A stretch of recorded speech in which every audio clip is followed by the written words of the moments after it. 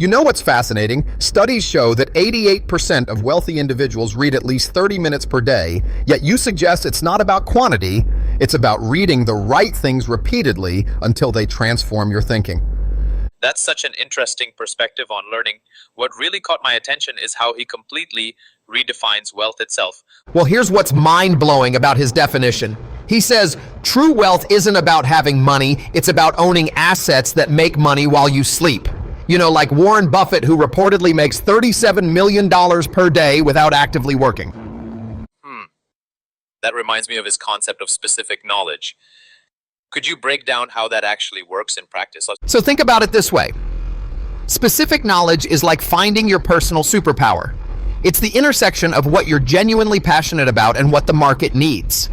Like how Mark Zuckerberg combined his coding skills with social psychology to build Facebook, which now generates over $117 billion annually. That makes so much sense when you consider how the most successful entrepreneurs often seem to be doing something they genuinely love. Exactly. And here's where it gets really interesting. Naval talks about 3 types of leverage: capital, labor, and technology. But get this, while capital might have been king in the industrial age, technology is now the most powerful form of leverage because it has zero marginal cost of replication. You know what fascinates me most? His counterintuitive approach to happiness.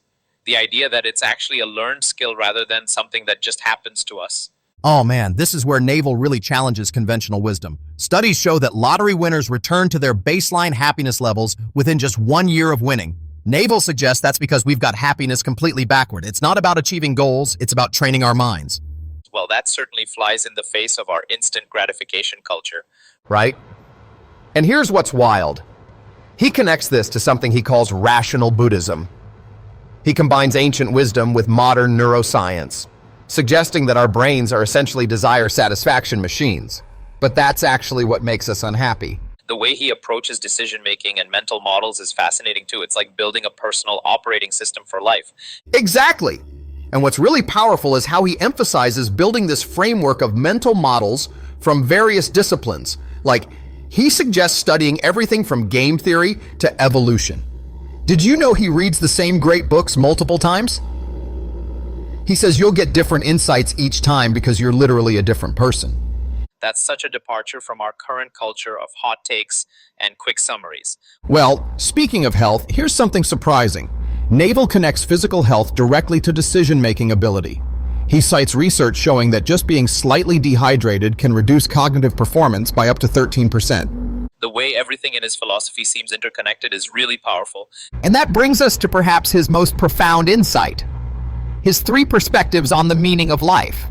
He suggests we either create our own meaning, accept there is no inherent meaning, or understand our purpose might be to reverse entropy in the universe. It's this beautiful blend of philosophy and physics.